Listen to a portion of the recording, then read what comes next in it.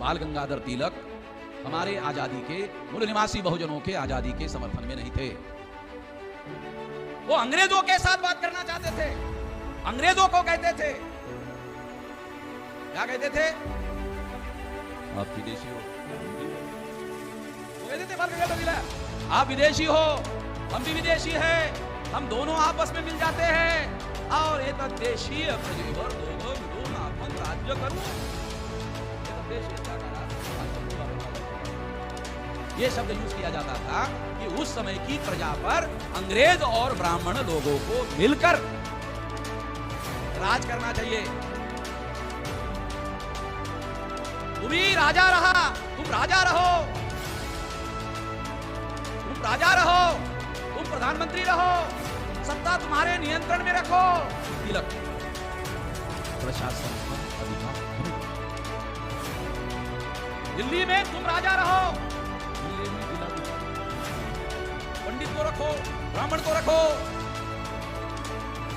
और इस तरह से दोनों मिलकर यहां की प्रजा पर राज करेंगे। ये राष्ट्रवादी, इनका असली चेहरा जो है, ये इनका असली चेहरा, ये लोग हमको गुलाम बनाकर रखना चाहते थे और प्रचार करते थे आजादी का आंदोलन है।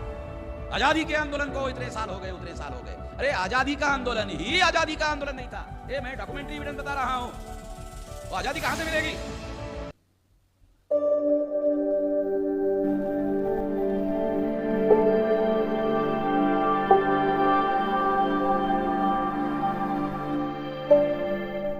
परिवर्तन मोर्चा के द्वारा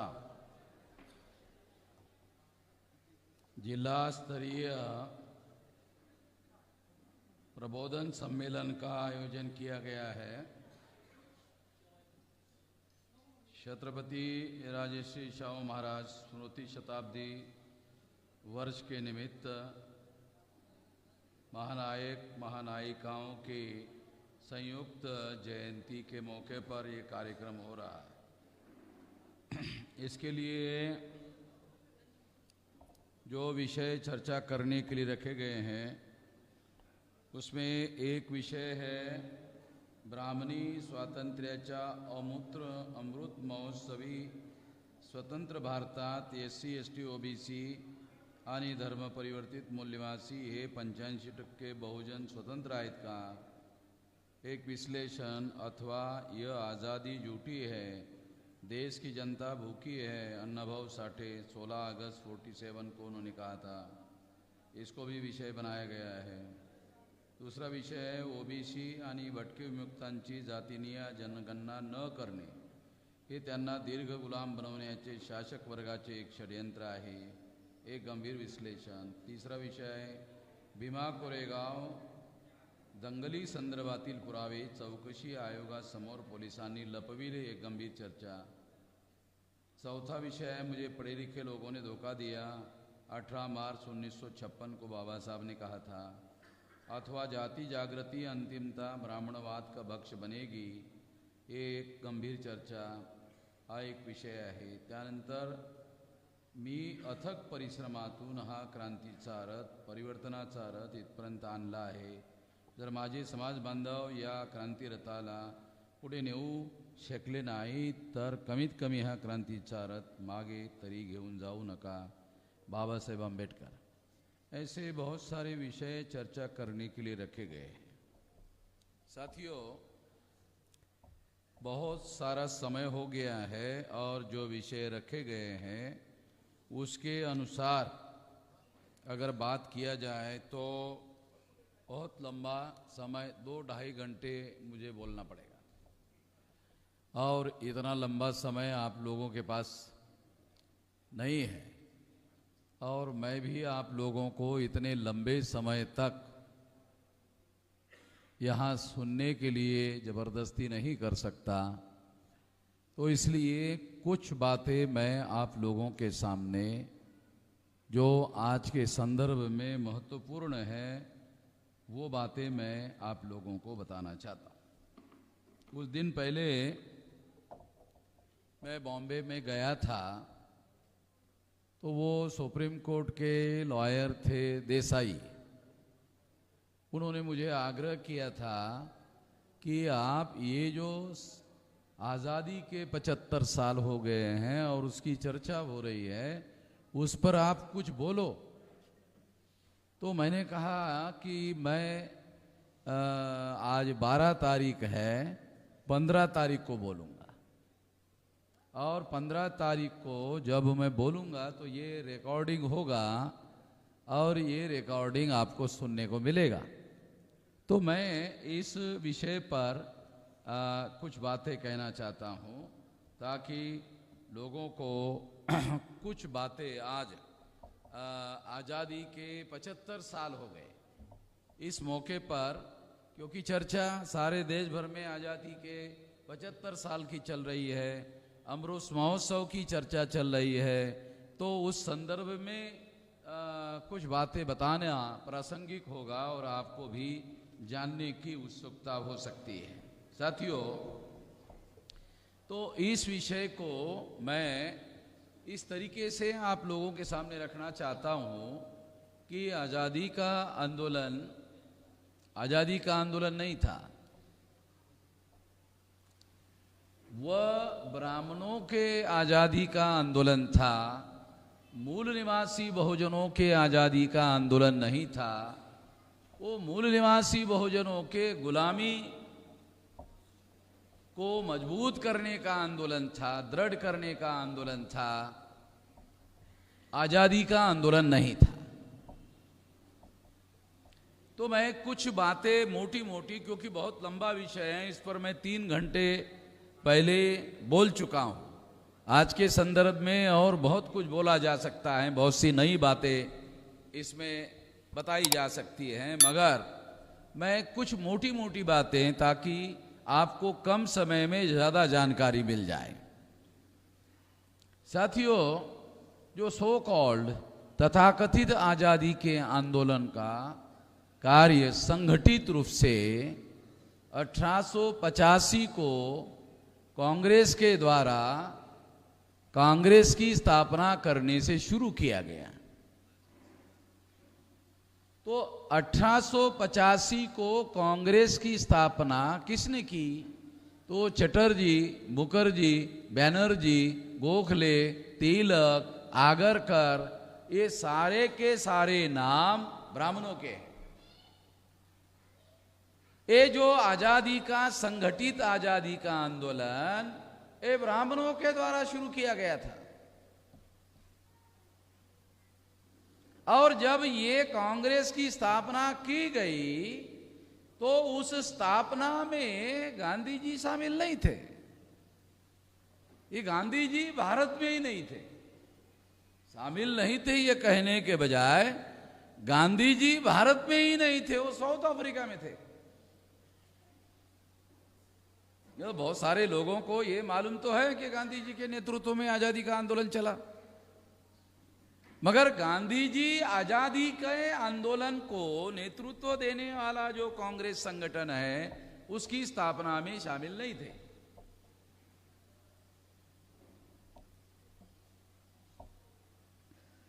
जब 1885 को आज़ादी का आंदोलन संगठित रूप से कांग्रेस के द्वारा शुरू किया गया, उसके पहले 1885 से पहले 1848 को हमारे आज़ादी का आंदोलन ज्योतिराव फुले के नेतृत्व में शुरू किया जा चुका था। मैं हिस्टोरिकल बात आप लोगों को तारीखों के साथ बोल रहा हूं। और गुलामगिरी नाम का जो किताब ज्योतिराव फुले ने लिखा, ये लिखी हुई बात है, डॉक्यूमेंट्री है, उसमें उन्होंने लिखा जो पर्यंत इंग्रज भारतात आहे तो पर्यंत संधी आहे, त्या संधीचा फायदा घेऊन लवकरात लवकर ब्राह्मणांच्या गुलामगिरीतून शूद्र आणि अतिशूद्रांनी मुक्त व्हायला हवे। शूद्र म्हणजे कोण? तर सर्व ओबीसी, कुणबी, मराठा। अतिशूद्र कोण? Schedule caste, schedule tribe, nomadic tribe. वो आप लोगों को मालूम होना चाहिए, इस शब्दों का अर्थ मालूम होना चाहिए कि हम किसको जगाने का काम कर रहे, किसको जोड़ने का काम कर रहे और किसको लेकर संगठित शक्ति निर्माण करने का काम कर रहे हैं, हमें मालूम होना चाहिए। तो इसलिए ये बात मैं आप लोगों को समझा रहा हूं, ये भाषण नहीं कर रहा हूं, समझा रहा हूं ताकि आप लोगों को पता चले। तो जब ये आंदोलन शुरू किया गया 1848 को, तो आप लोगों को जो इतिहास पढ़ाया जाता है, बताया जाता है, हमारे महापुरुषों के आंदोलन का कोई इतिहास सारे देश भर में कहीं पर भी पढ़ाया नहीं जाता।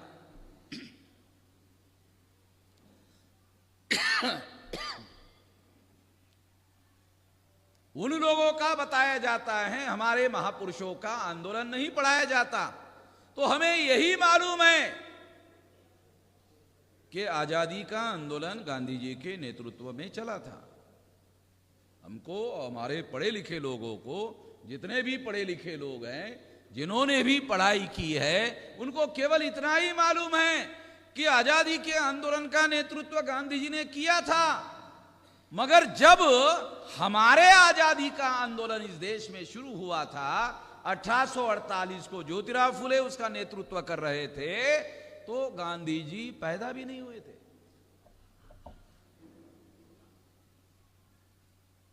डॉक्यूमेंट्री एविडेंस के आधार पर बता रहा हूं, 2 अक्टूबर 1869 को गांधी जी पैदा हुए। ज्योतिराव फुले ने जब हमारे आजादी का आंदोलन शुरू किया, नेतृत्व शुरू किया करना, उसके 21 साल बाद गांधी जी पैदा हुए। 2 अक्टूबर 1869 को कैलकुलेट करो, तो गांधी जी तो पैदा ही नहीं हुए थे जब हमारे आजादी का आंदोलन इस देश में शुरू हुआ था। यह बात तो भारत के एजुकेशन के सिलेबस में कहीं पर भी नहीं पढ़ाया जाता, तो हमारे लोगों को, पढ़े लिखे लोगों को मालूम कहां से होगा। इसलिए हमारे पढ़े लिखे लोग नहीं है, हमारे पढ़े लिखे लोग नहीं है, लिखे पढ़े लोग हैं।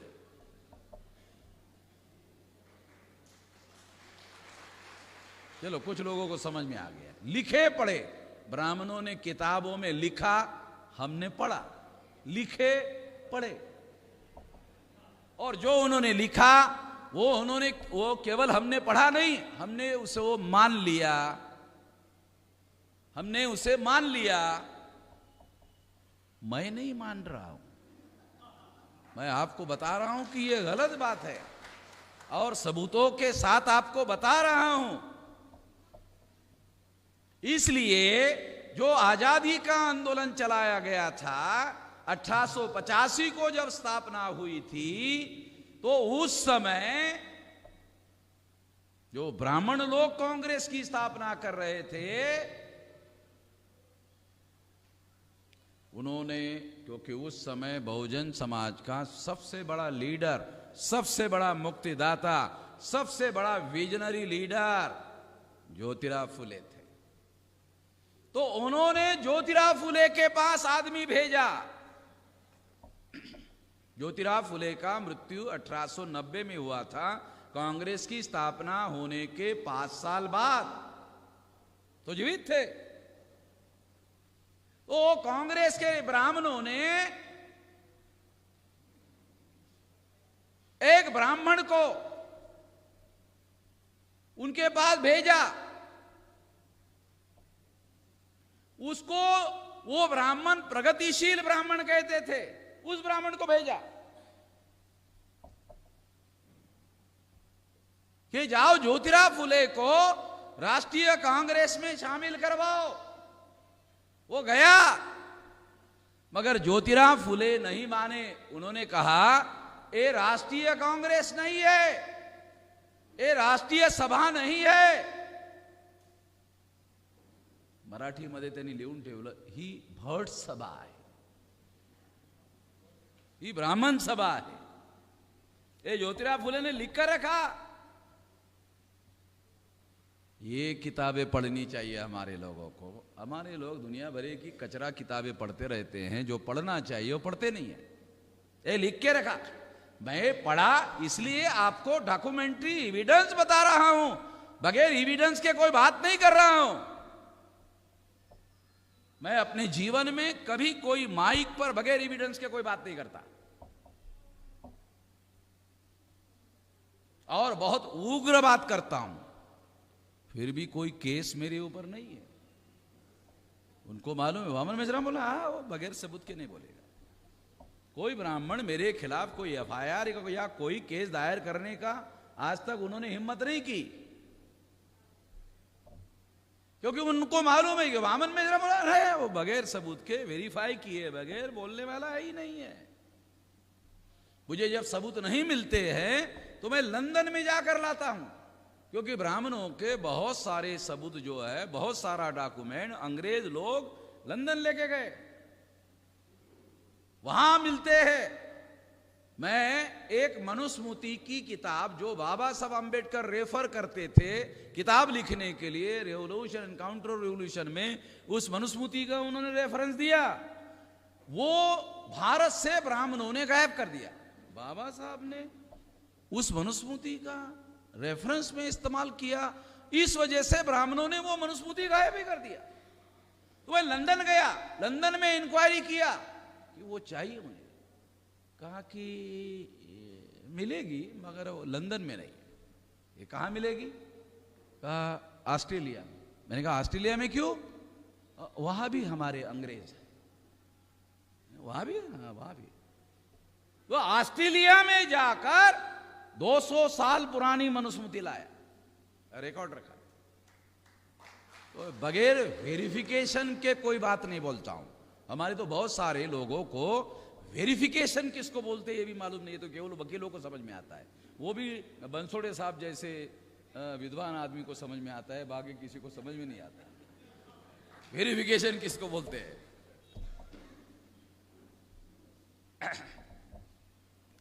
तो इसलिए मैं आप लोगों को बता रहा हूं, मैं बगैर वेरिफिकेशन के किसी बात को आप लोगों के सामने कभी नहीं रखता, वो मैं अपने ही लेवल पर उसको डिलीट कर देता हूं।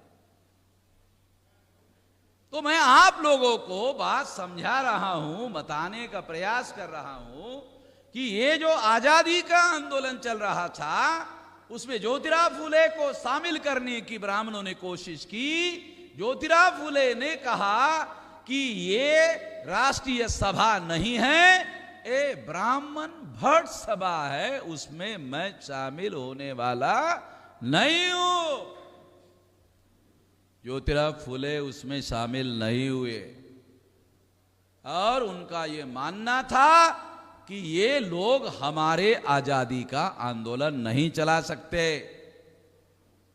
तो उन्होंने गुलामगिरी में लिख कर रखा, जो पर्यंत इंग्रज भारतात आहेत तो पर्यंत शूद्रांनी अतिशूद्रांना संधी आहे, आणि त्या संधीचा फायदा घेऊन शूद्रांनी अतिशूद्रांनी जल्दी करावी जागृत होण्याची आणि ब्राह्मणांच्या गुलामगिरीतून मुक्त व्हावे।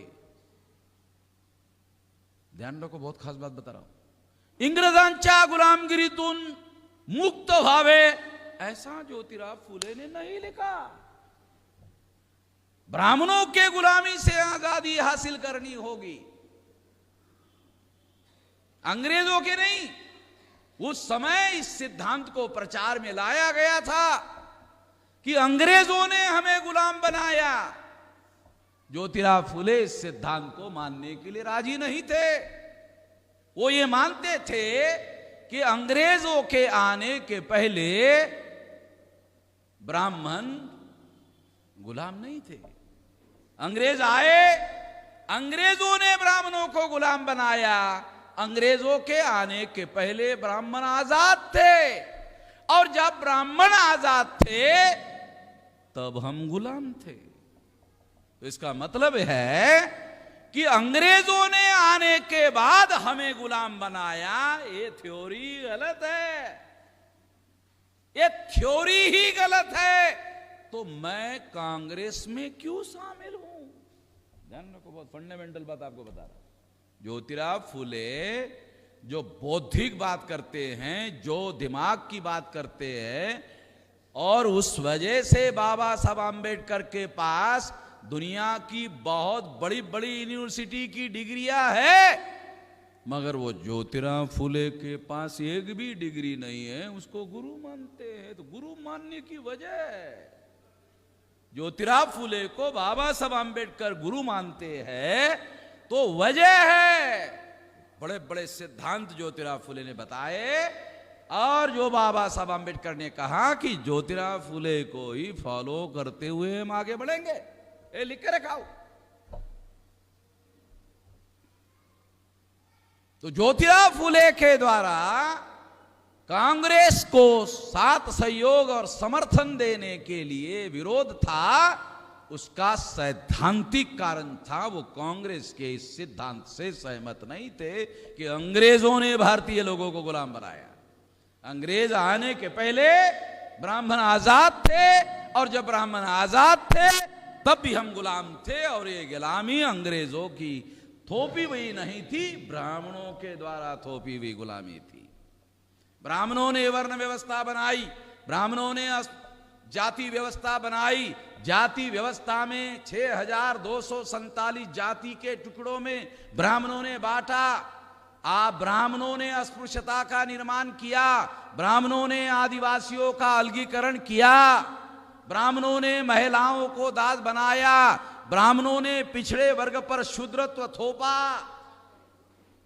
आप लोग हिंदुत्व कहते हो, मैं हिंदुत्व नहीं कहता हूं, मैं कहता हूं शूद्रत्व पिछड़े वर्ग पर थोपा। शूद्रत्व पिछड़े वर्ग पर थोपा।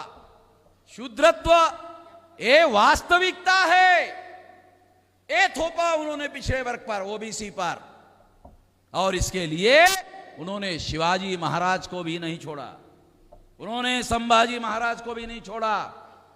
बाकी लोगों को छोड़ने की छोड़ो, उन्होंने शिवाजी महाराज को नहीं छोड़ा, उन्होंने संभाजी महाराज को नहीं छोड़ा, उन्होंने यशवंतराव चव्हाण को नहीं छोड़ा।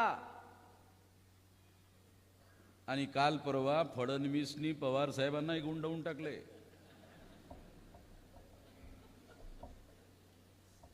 एक कालची गोष्ट सांगून राहिलो, तुम्हाला कळते की नाही कळत मला माहित नाही, परंतु कालच वामनानी, एका बामनानी पवार साहेबाला गंडवून टाकले,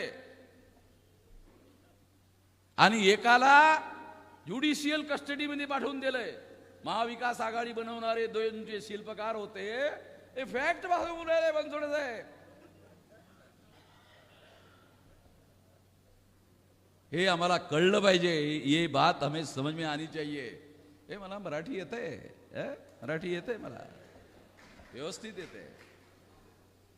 हिंदी में मैं सारे देश में ये जाता है ना, ये जो है ना सोशल मीडिया में, वो सारे देश को सुनने को मिलना चाहिए, इसलिए हिंदी में बोलता हूं। सब लोग जानना चाहते हैं, मेरे डेली कार्यक्रम चलते हैं सारे देश भर में, किसी भी स्टेट में हो तो सारे देश के लोग, दुनिया के लोग सुनते हैं, लंदन में सुनते, न्यूयॉर्क में सुनते, सारी दुनिया के लोगों को मालूम होना चाहिए। ये सोशल मीडिया है, ये ग्लोबल मीडिया है, ये लोकल मीडिया नहीं है। अखबार वाले हमारी नहीं छापते, तो अभी हमको उसके छापने की जरूरत नहीं है, ये सारे दुनिया में फैला देता है। तो ये बात मैं आप लोगों को समझा रहा हूं, इस बात को समझना जरूरी, पहली बात। दूसरी बात,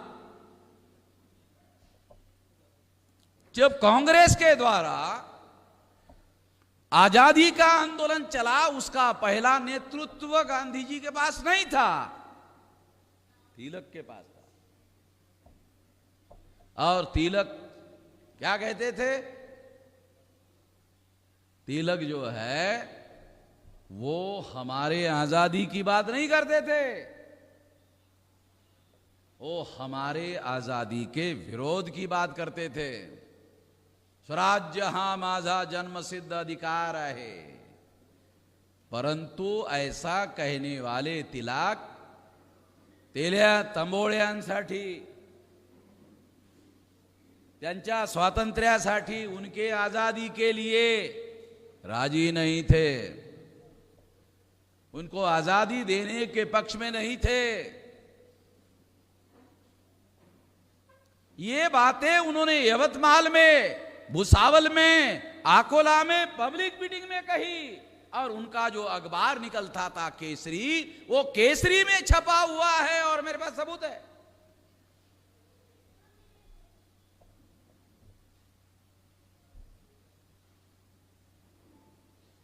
तो बाल गंगाधर तिलक हमारे आजादी के, मूल निवासी बहुजनों के आजादी के समर्थन में नहीं थे। वो अंग्रेजों के साथ बात करना चाहते थे, अंग्रेजों को कहते थे, क्या कहते थे? आप विदेशी हो, हम भी है। वो कहते थे बाल गंगाधर तिलक, आप विदेशी हो, हम भी विदेशी है, हम दोनों आपस में मिल जाते हैं और एतद देशीय प्रजेवर दोघ मिळून आपण राज्य करू। एतद देशीय, त्या काळात हा शब्द वापरला जायचा मराठीमध्ये। यह शब्द यूज किया जाता था कि उस समय की प्रजा पर अंग्रेज और ब्राह्मण लोगों को मिलकर राज करना चाहिए। तुम ही राजा रहा, तुम राजा रहो,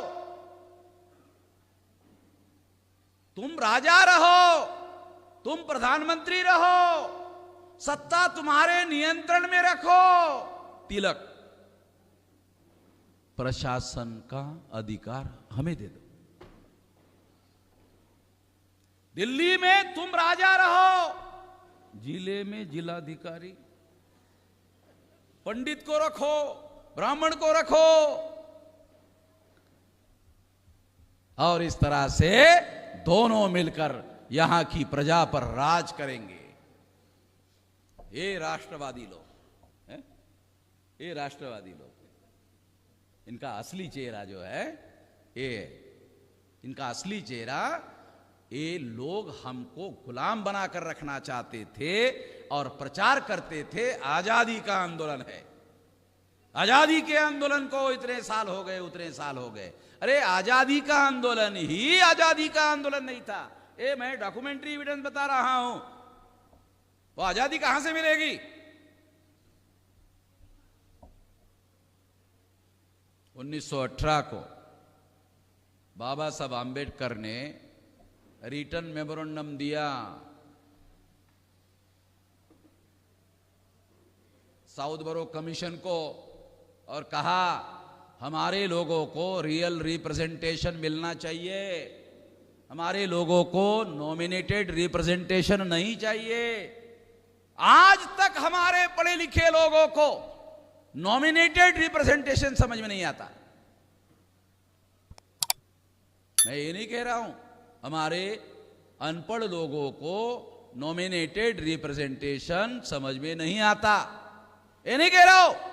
हमारे पढ़े लिखे लोगों को नॉमिनेटेड रिप्रेजेंटेशन समझ में नहीं आता।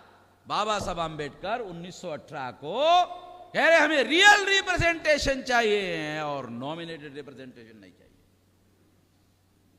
लिखित दस्तावेज है 1918 का, बाबा साहब आंबेडकर ने रिटर्न मेमोरेंडम दिया। उस समय बाबा साहब आंबेडकर की उम्र केवल 27 साल की थी, केवल 27 साल की उम्र थी। तब उन्होंने कहा हमें रियल रिप्रेजेंटेशन चाहिए, नॉमिनेटेड रिप्रेजेंटेशन नहीं चाहिए। नॉमिनेटेड रिप्रेजेंटेशन का क्या मतलब है? नामधारी प्रतिनिधित्व नहीं चाहिए, नामधारी प्रतिनिधित्व नहीं चाहिए, नॉमिनेटेड रिप्रेजेंटेशन नहीं चाहिए। अगर कांग्रेस शेड्यूल कास्ट के लोगों को नॉमिनेट करती है, शेड्यूल ट्राइब के लोगों को नॉमिनेट करती है, ओबीसी के लोगों को नॉमिनेट करती है, नरेंद्र मोदी ये आरएसएस का नॉमिनेटेड पीएम है, is not a real prime minister of India, is a nominated prime minister and nominated by RSS Brahmin. A real representative नहीं है ओबीसी का भी, और अगर होता तो सुप्रीम कोर्ट में ओबीसी की जाति आधारित गिनती के विरोध में हलफनामा दाखिल नहीं करता। ओबीसी का आदमी ओबीसी के ही विरोध में सुप्रीम कोर्ट में हलफनामा दाखिल करता है और उसका विरोध करता है। नरेंद्र मोदी को मेरे से कम समझ में आता है? ऐसा कहा जा सकता है? गलत बात है। मेरे से ज्यादा समझ में आता है, मेरे से ज्यादा समझ में आता है, इसीलिए मैं सड़क पर घूम रहा हूं।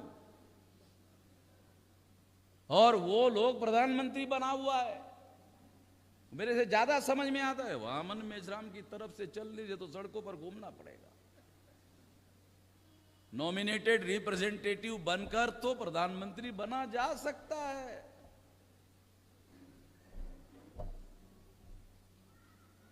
गधे से गधे आदमी को आपको कंपैरेटिवली समझाता हूं। गधे से गधा आदमी, ऐसा होता नहीं है मगर एग्जाम्पल समझ में आने के लिए, उदाहरण के लिए बता रहा हूं। गधे से गधे आदमी को ढूंढो, उसके हाथ में कुल्हाड़ी दो, वो पूछेगा क्या करो? ये कुल्हाड़ी ले लो, अपना लेफ्ट पैर इस कुल्हाड़ी से काटो। तो गधे से गधा आदमी क्या कहेगा? गधा जरूर हो, इतना गधा नहीं, गधा जरूर हो, इतना गधा नहीं हो कि अपने ही हाथों से अपना पैर काटूं। तो जो गधे से गधे आदमी को समझ में आता है और नरेंद्र मोदी को समझ में नहीं आता। ऐसे कैसे कहा जा सकता कि नरेंद्र मोदी को समझ में नहीं आता?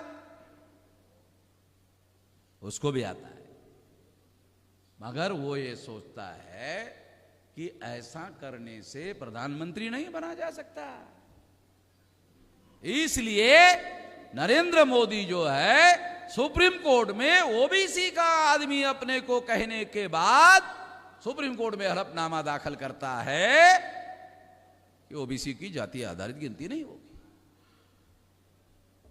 इससे सिद्ध होता है कि नरेंद्र मोदी ओबीसी के आदमी के पास नॉमिनेटेड रिप्रेजेंटेशन है और रियल रिप्रेजेंटेशन आरएसएस के पास है। फैसले लेने का अधिकार आरएसएस के पास है। इसलिए आरएसएस ने फैसला लिया ओबीसी की जाति आधारित गिनती नहीं होगी और उस पर अमल करने का काम नरेंद्र मोदी ने किया। तो Narendra Modi is not a real prime minister of India, is a nominated prime minister. ये नॉमिनेटेड एंड रियल रिप्रेजेंटेशन का जो शब्द है ये मैंने बाबा साहब अम्बेडकर के लिटरेचर से लिया। आज भी हमारे लोगों को nominated representation and real representation समझ में नहीं आता है। पढ़े लिखे लोगों को समझ में नहीं आता है। 131 मेंबर पार्लियामेंट संसद में शेड्यूल कास्ट और शेड्यूल ट्राइब के चुनकर जाते हैं। ये पूना पैक्ट के तहत चुनकर जाते हैं, जॉइंट इलेक्टोरेट के तहत चुनकर जाते हैं। ये सारे के सारे और ये सारे के सारे जो चुनकर जाने वाले लोग हैं जॉइंट इलेक्टोरेट के तहत, ये नॉमिनेटेड रिप्रेजेंटेटिव है। क्योंकि 1918 को बाबा साहब आम्बेडकर ने जिस बात का विरोध किया था कि रियल रिप्रेजेंटेशन चाहिए, नॉमिनेटेड नहीं चाहिए, मगर अंग्रेजों ने नहीं माना। उन्होंने नॉमिनेटेड रिप्रेजेंटेशन का ही अधिकार दिया। बाबा साहब आम्बेडकर को बॉम्बे काउंसिल में और डॉक्टर सोलंकी को गुजरात में बॉम्बे काउंसिल में 2 लोगों को नॉमिनेटेड रिप्रेजेंटेटिव के तौर पर नॉमिनेट किया। डॉक्यूमेंट्री एविडेंस बता रहा हूं। और उसके तहत बाबा साहब आम्बेडकर ने, ये दूसरों की औकात नहीं है, बाबा साहब आम्बेडकर ने नॉमिनेटेड रिप्रेजेंटेटिव होने के बावजूद भी अंग्रेजों की एक बात नहीं मानी। उन्होंने हमारे लोगों की बॉम्बे काउंसिल में लड़ाई लड़ी। सारा डॉक्यूमेंट्री एविडेंस है उन्होंने क्या क्या बोला वहां। बॉम्बे काउंसिल का सारा रिटर्न में रिकॉर्ड अवेलेबल है, अंग्रेजी में उनके स्पीचेस अवेलेबल है। और इसके आधार पर यह बात बता रहा हूं। और इसके तहत जो बॉम्बे काउंसिल में कानून पास हुआ था राव साहेब बोले का, उसी के तहत चौदार तालाब का सत्याग्रह चला। उन्होंने जो कानून पास किया था उसी के तहत चला। बाबा साहब आम्बेडकर को बॉम्बे में पीने के लिए पानी नहीं मिलता था, इसलिए चौधार तालाब पर पानी पीने के लिए गए थे। अरे पानी अच्छा मिलता था। हमारे लोगों को सार्वजनिक जगहों पर पानी पीने के लिए मनाही थी, उसके विरोध में बॉम्बे काउंसिल ने कानून पास किया था। उस कानून को सामान्य आदमी अमल नहीं कर सकता, अमल करके दिखाने के लिए बाबा साहब आम्बेडकर ने यह आंदोलन शुरू किया था। पानी पीने के लिए नहीं था। और हमारे लोगों की बहुत पिटाई हुई। जब पिटाई हुई तो बाबा साहब आम्बेडकर ने वहां से अपने रणनीति में परिवर्तन किया। वो पहले कहा करते थे, रिकॉर्ड में अवेलेबल है, क्या कहते थे पहले? अस्पृश्यता हिंदू धर्मावली कलंक है। अस्पृश्यता हिंदू धर्म पर लगा हुआ कलंक है और उसको धोने की जिम्मेदारी सभी लोगों की है, सभी हिंदुओं की है। जब चौधार तालाब पर उनके लोगों की पिटाई हुई, तब उन्होंने कालाराम मंदिर के सत्याग्रह के दौरान अपनी वैचारिक भूमिका में परिवर्तन किया और कहा, अस्पृश्यता हमारे नरदेह पर लगा हुआ कलंक है और उसको धोने की जिम्मेदारी सभी लोगों की नहीं है। ये जिनके नरदेह पर लगा हुआ है उनकी जिम्मेदारी है। वैचारिक मौलिक परिवर्तन। ये बाबा साहब आम्बेडकर जिंदाबाद जिंदाबाद जिंदाबाद बहुत कहना आसान है, ये जो कह रहा हूं ये समझना मुश्किल मामला है। नहीं तो हमारे लोगों का क्या चलता है? जय जय जय जय जय जय जय जय जय जय जय जय। अरे असं केल्यानं जय होत नाही रे बाबा, होत नाही रे। माझ्या समोर मी बघून राहिलो, होत नाही। मनसुडे साहेब, तुम्हाला पिटाई कशी होते रमाबाईचा अनुभव आहे? कशी माणसं आमचे मारतात आणि आमचे नेते कसे पडून जातात चायला, त्याचे कसे कपडे फाडले जातात, ते सर्व रेकॉर्ड आहे।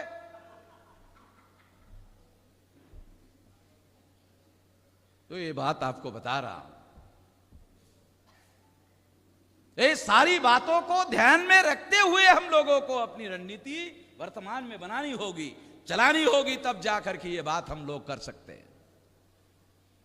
तो इसलिए आप लोगों को बता रहा हूं कि आंदोलन चलाने के लिए बाबा साहब आम्बेडकर ने अपने रणनीति में परिवर्तन किया और कालाराम मंदिर का सत्याग्रह शुरू करने के पहले ये बात उन्होंने कही कि नहीं, अस्पृश्यता सभी लोगों के शरीर पर लगा हुआ कलंक नहीं है, हमारे शरीर पर लगा।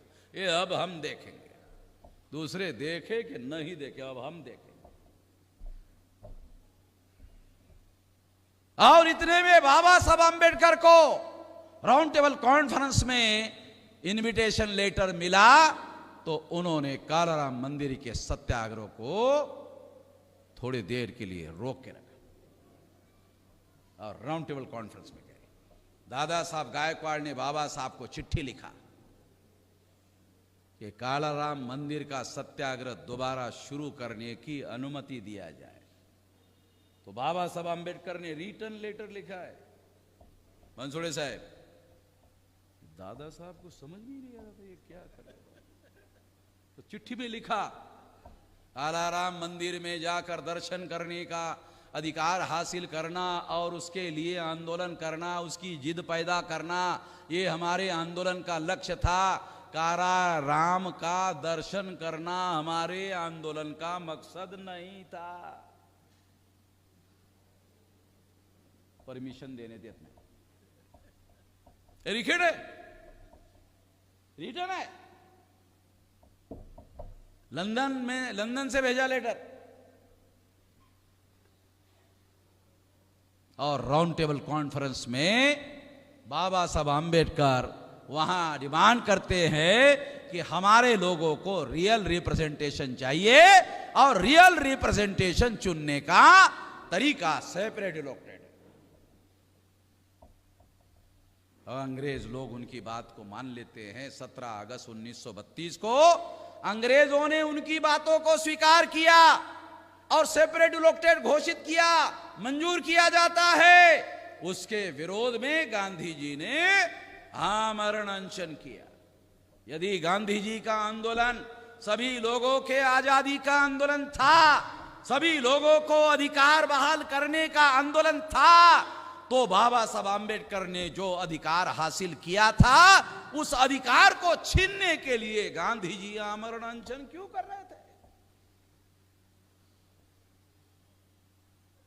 यदि आपको समझ में नहीं आया, दोबारा बताता हूं, यदि गांधी जी का आंदोलन सभी लोगों के आजादी का आंदोलन था, यदि ये सच था, तो बाबा साहब आम्बेडकर ने हमारे लोगों को जो हक और अधिकार हासिल किया था, उसको छीनने के लिए गांधी जी ने उपवास आमरण अनशन क्यों किया था? अंग्रेजों के विरोध में आमरण अनशन करने के बजाय बाबा साहब आम्बेडकर ने 17 अगस्त 1932 को जो सेपरेट इलेक्टेड हासिल किया था, उसके विरोध में गांधी जी ने आमरण अनशन किया। हमारे लोगों को पता ही नहीं। और आमरण अनशन करने के बाद जबरदस्ती हमारे लोगों पर जबरदस्ती, अंबेडकर मेरी बात मानो, नहीं मानते हो मैं मर जाता हूं। गांधी जी का अहिंसा का सिद्धांत, बंसुड़े साहब देखो, बहुत लोगों को मालूम नहीं है अहिंसा का सिद्धांत गांधी जी का। कैसे? अंबेडकर मेरी बात मानो, नहीं मानते हो मैं मर जाता। साला बड़ा अजीब किस्म का अहिंसा था। अंबेडकर मेरी बात मानो, नहीं मानते हो मैं मर जाता। अरे ये कहना चाहिए था, अंबेडकर मेरी बात मानो, नहीं मानते हो मार दूंगा, तुमको मार दूंगा, ऐसा बोलना चाहिए। नहीं नहीं नहीं, अंबेडकर मेरी बात मानो, नहीं मानते हो मैं अपने आप को मार दूंगा, और मारने के बाद लिखूंगा मेरे मरने के लिए अंबेडकर जिम्मेदार है। अहिंसा, अरे गांधी जी की अहिंसा साला अजीब किस्म की अहिंसा, इससे बड़ी कोई हिंसा नहीं। जबरदस्ती, जबरदस्ती करना ही हिंसा है। ये गांधी जी हिंसा करने का काम कर रहे थे, उस हिंसा को अहिंसा कहते थे।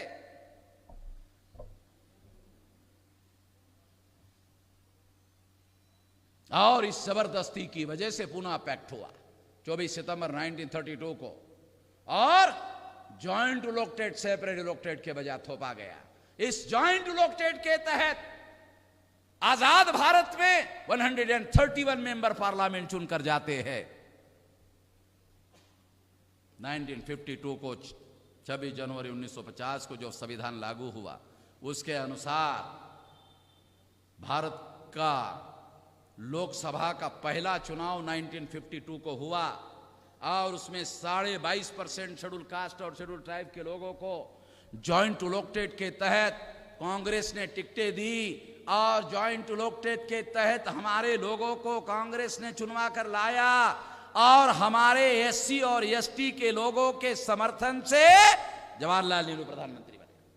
भारत के आजाद भारत के इतिहास में कोई भी प्रधानमंत्री, including BJP, including Narendra Modi अभी 2019 में देश के प्रधानमंत्री बने, बीजेपी के 303 मेंबर पार्लियामेंट चुनकर आए।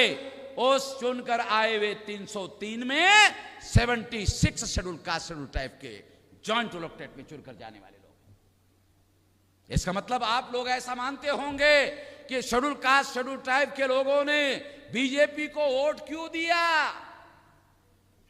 आप लोगों के दिमाग में ऐसा असर पड़ सकता है, क्योंकि हमारे लोगों को बहुत सारी बातें मालूम है नहीं है, समझदारी है नहीं है।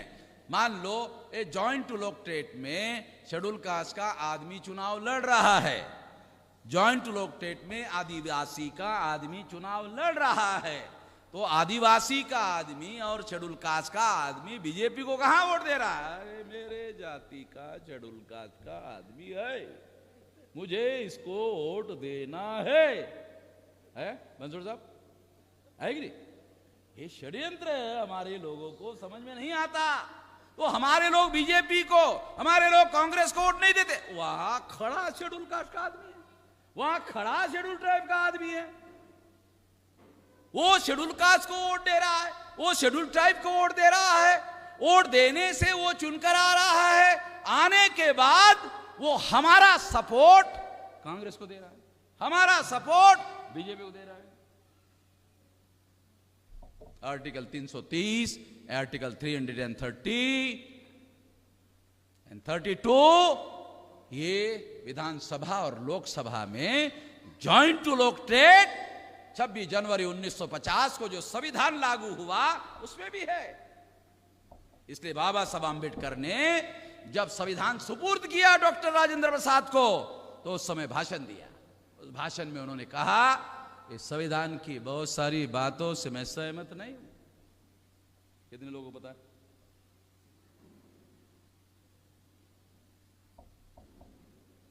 हमारे लोगों को पता नहीं। जय भीम, जय भारत, जय मूल निवासी, जय संविधान है नवीन। आता इतक्यात एक नवीन आहे आमचे लोक जय भीम, जय भारत, जय मूल निवासी इतकंच म्हणत.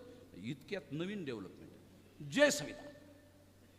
अरे म्हणा रे, पण बाबासाहेब असं म्हणतात की सर्वच गोष्टीशी सहमत नाहीये. ते लक्षात ठेवून म्हणा, माझं काही म्हणणं नाहीये. काय मंजुळ साहेब, ये बाबा साहब आंबेडकर जॉइंट लोक ट्रेड से सहमत नहीं थे, 330 से सहमत नहीं थे, 332 से सहमत नहीं थे.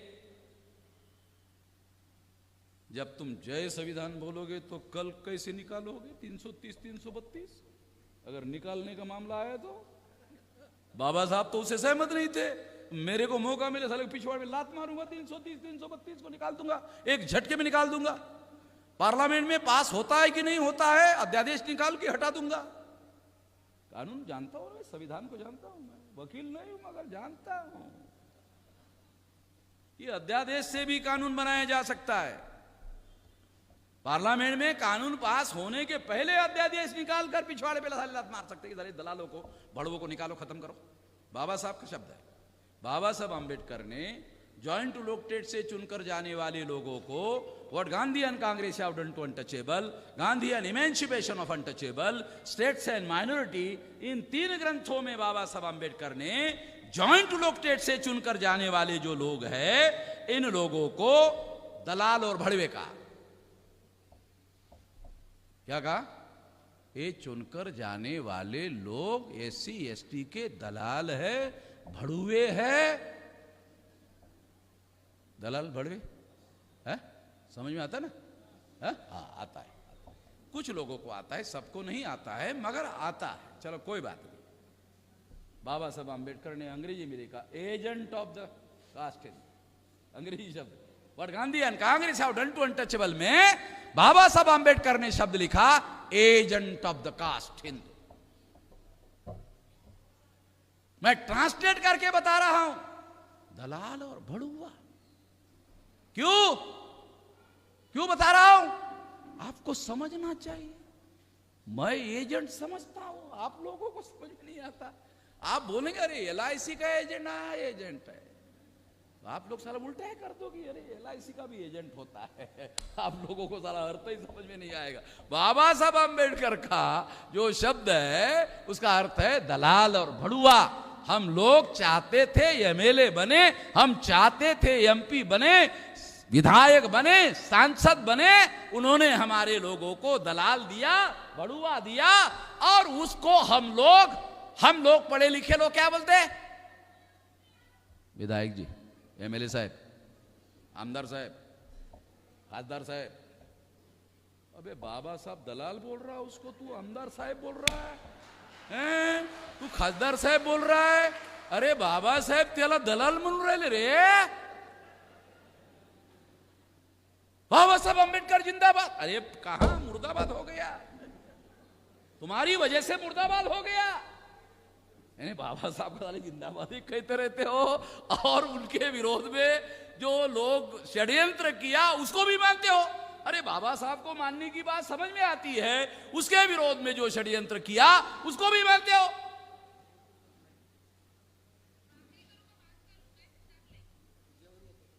तो इसलिए ये आजादी का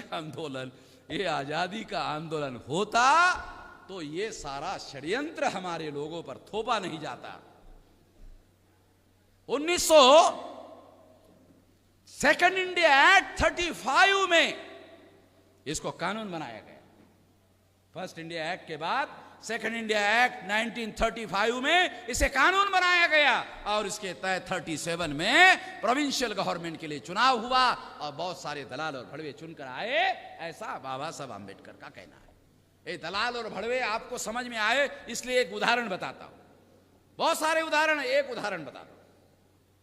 ये राजस्थान में ये जस्टिस अकोदिया जी थे, वो और कांग्रेस के राज्यसभा के मेंबर चतुर्वेदी और एक शेड्यूल कास्ट का एमएलए और ड्राइवर, 4 लोग जयपुर से जोधपुर जा रहे थे। 10-20 किलोमीटर जाने के बाद जो चतुर्वेदी था उसको टॉयलेट आ गया, तो उसने गाड़ी को रोका, अरे गाड़ी रोको रोको रोको रोको, गाड़ी रोका, टॉयलेट के लिए उतरकर चला गया। चले जाने के बाद अंदर जस्टिस अकोदिया और एमएलए शेड्यूल कास्ट का बैठा था। शेड्यूल कास्ट का जो एमएलए बैठा था, जिसको बाबा साहब अम्बेडकर दलाल और भड़वा कहते हैं, मानते हैं, वो देखो वो क्या कह रहा है। जस्टिस साहब, जस्टिस साहब ने बोलो, वो चतुर्वेदी जी टॉयलेट को गए हैं, पानी लेकर नहीं गए। तो जस्टिस साहब ने एमएलए को कहा, विधायक जी को कहा, आमदार साहब को कहा, जोगी जी नहीं गए होंगे, चतुर्वेदी जी का पिछवाड़ा है, वो धोना चाहते हैं, नहीं धोना चाहते हैं, ये कोई विधानसभा का मामला है? ये कोई विधानसभा का सब्जेक्ट है? एमएलए साहब, तुम चिंता कर रहे हो, ये विधानसभा का सब्जेक्ट है,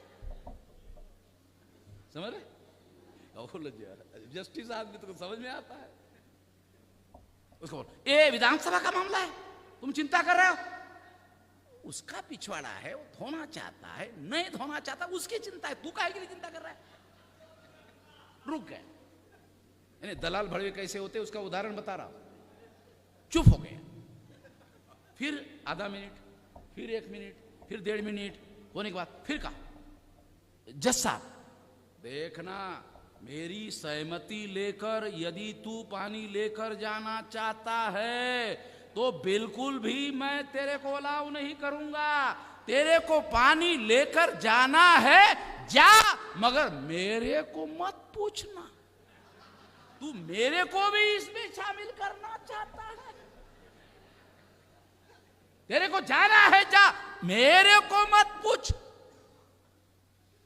बोतल उठाया गया। यहां वो जस्टिस साहब बोल रहे थे, जस्ट अजमेर में स्टेट अधिवेशन में, भाई यहां बैठा था। मैंने जज साहब को पूछा, जज साहब वो हमारा जो एमएलए शेड्यूल कास्ट का था, वो पानी की बोतल लेकर ही गया या चतुर्वेदी का पिछवाड़ा भी धोया? तो जज साहब ने कहा, झाड़ी के पीछे थे, मैं देख नहीं पाया, हो सकता है ऐसा हो गया हो। आप लोगों को जो बाबा साहब आंबेडकर ने कहा कि जॉइंट इलेक्टोरेट से दलाल और भड़वे पैदा होते हैं, उन्होंने नहीं सोचा था साले पिछवाड़े धोने वाले भी हो जाएंगे। बाबा साहब आंबेडकर के सोचने की एक क्षमता थी, वो इतना आगे नहीं सोच पाते थे कि साला पिछवाड़ा धोने लायक भी आदमी पैदा हो जाएंगे, यानी पतन हो जाएगा, इतना पतन होगा ये उन्होंने नहीं सोचा था। मगर आपको मैं आजादी का आंदोलन नहीं था ये समझाने के लिए बता रहा हूं। अगर होता तो इतना पतनशील लोग उस आंदोलन के बदौलत पैदा नहीं होते, मगर हुए। और इस वजह से बाबा साहब आंबेडकर ने 1942 को मीटिंग बुलाया नागपुर में, शेड्यूल कास्ट फेडरेशन। 75,000 लोग शामिल थे, बड़ा विशाल अधिवेशन। 25,000 महिलाएं थी, 50,000 पुरुष डेलीगेट थे। वो रेजोल्यूशन पास किए, सारा रिकॉर्ड अवेलेबल है। वो हमारे लोगों को ओरिजिनल रेजोल्यूशन पढ़ लेना चाहिए, बहुत लोगों के तो समझ में नहीं आएगा, मगर किस तरीके से बाबा साहब आंबेडकर सोचते थे और किस तरह से हमारी लोगों की लड़ाई लड़ते थे तो पता चलेगा। तो बाबा साहब आंबेडकर ने जब इतना बड़ा अधिवेशन किया तो उनकी ताकत देखकर अंग्रेजों ने 1942 को बाबा साहब आम्बेडकर को सेंट्रल गवर्नमेंट में लेबर मिनिस्टर बनाया और 4 मंत्रालय का कार्यभार दिया, लेबर, सिंचाई, सीपीडब्ल्यूडी और इरिगेशन। 4 मंत्रालय आज कैबिनेट में है। नरेंद्र मोदी के 4 मंत्रालय का कार्यभार बाबा साहब आम्बेडकर को दिया गया 42 और 43 में बाबा साहब आम्बेडकर ने इस सत्ता का उपयोग करते हुए 8.33% रिजर्वेशन 13 अगस्त 1943 को ऑर्डर निकाला। गुलाम भारत में ही रिजर्वेशन को 8.33% लागू किया। जैसे ही ऑर्डर निकाला गांधी जी को मालूम हो गया, गांधी जी को मालूम हो गया और गांधी जी को मालूम हो गया, मगर मालूम होने के पहले ही गांधी जी ने देखा कि बाबा साहब आम्बेडकर को अंग्रेजों ने सेंट्रल गवर्नमेंट में मिनिस्टर लिया। ये अंग्रेज लोगों को भगाना होगा, नहीं तो ये तमाम बैकवर्ड क्लासेस के लोगों को ताकतवर बनाने का काम करेंगे। अंग्रेजों को भगाना होगा। इसलिए गांधी जी ने 9 अगस्त 1942 को क्विट इंडिया मूवमेंट शुरू किया। यदि बाबा साहब आम्बेडकर को लेबर मिनिस्टर नहीं बनाया गया होता, सिंचाई मंत्री नहीं बनाया गया होता, बिजली मंत्री नहीं बनाया गया होता, सीपीडब्ल्यूडी मंत्री नहीं बनाया गया होता, तो गांधी जी का क्विट इंडिया मूवमेंट शुरू नहीं होता। गांधी जी ने सोचा यदि अंग्रेजों को नहीं भगाया जाएगा तो ये इन लोगों को, बैकवर्डों के लोगों को, तमाम लोगों को ताकतवर बनाने का काम करेंगे, भगाना होगा। इसलिए गांधी जी ने 9 अगस्त 1942 को क्विट इंडिया मूवमेंट शुरू किया, भारत छोड़ो आंदोलन शुरू किया। नरेंद्र मोदी कहता है भारत छोड़ो आंदोलन बहुत बड़ा आंदोलन था। बड़ा तो था, तेरे जैसे लोगों को प्रधानमंत्री बनाने वाला तो बड़ा तो था ही।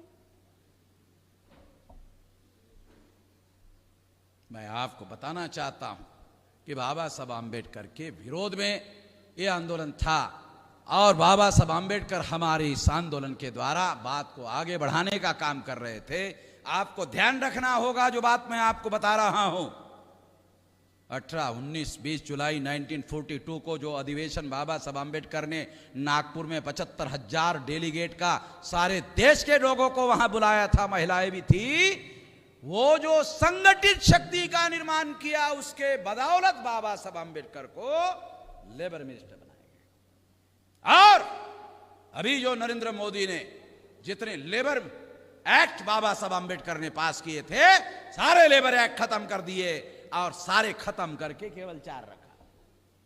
बराबर केदार जी, इसके लिए अभी हम लोग भारत बंद करेंगे।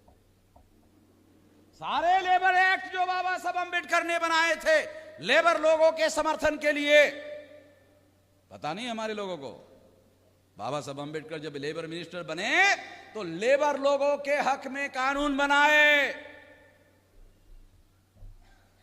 आजादी के पहले कानून बनाए। वो नरेंद्र मोदी के द्वारा आरएसएस के लोगों ने सारे कानून खत्म कर दिए और सारे कानून के जगह केवल 4,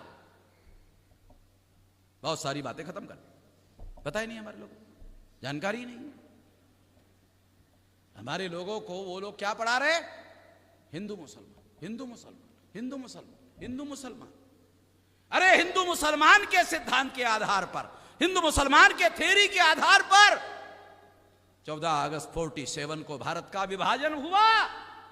हिंदू मुसलमान के सिद्धांत के आधार पर, हिंदू मुसलमान के थ्योरी के आधार पर 14 अगस्त 47 को पाकिस्तान बना, भारत का विभाजन हुआ। आरएसएस के लोग आज दोबारा हिंदू मुसलमान, हिंदू मुसलमान, हिंदू मुसलमान, हिंदू मुसलमान एक कर रहे हैं। इससे सिद्ध होता है वो भारत का दूसरा विभाजन करने के दिशा में आगे बढ़ रहे हैं। बहुजनों को सतर्क रहना होगा। जब 14 अगस्त 47 को इन्होंने भारत का विभाजन किया तो हमारे लोगों के पास ताकत नहीं थी, संगठित शक्ति नहीं थी। मैं ब्राह्मणों को चेतावनी देता हूं, 1 इंच भूमि तोड़ने नहीं देंगे। अब हम तैयार है, अब तैयार है, रेडी है, 1 इंच नहीं तोड़ने देंगे। दोबारा तोड़ने की साजिश कर रहे हैं। दोबारा भारत के विभाजन की साजिश कर रहे हैं हिंदू मुसलमान के नाम पर। और कौन कर रहे हैं? आरएसएस वाले, विश्व हिंदू परिषद वाले, जो डेली राष्ट्रवाद राष्ट्रवाद राष्ट्रवाद राष्ट्रवाद। अबे तुमसा राष्ट्रवाद गधे समझ रखा है हम लोगों को। देश को तोड़ने वाला साले 24 घंटे काम कर रहे हो और प्रचार राष्ट्रवाद का कर रहे हो। तोड़ने का काम डेली कर रहे हो और प्रचार राष्ट्रवाद का कर रहे हो। बयान राष्ट्रवाद का दे रहे हो, प्रैक्टिस तोड़ने का कर रहे हो। तो प्रैक्टिस सही है, बयान सही नहीं है। ध्यान रखने का, बयान तो लोगों को भ्रम में डालने के लिए किया जा रहा है। तो हम लोग अभी समझदार हैं, जानकार भी है, समझदार भी है, होने नहीं देंगे। ये सारी बातें हम लोग समझ रहे हैं। देश को तोड़ने की साजिश है, इसको हम रोकेंगे पूरी ताकत के साथ। तो बाबा साहब आम्बेडकर को उन लोगों ने 9 अगस्त 1942 को क्विट इंडिया मूवमेंट चलाया और क्विट इंडिया मूवमेंट के बाद अंग्रेजों ने बहुत बड़ी भारी हिंसा हुई। Quit India movement Gandhi ji ने क्विट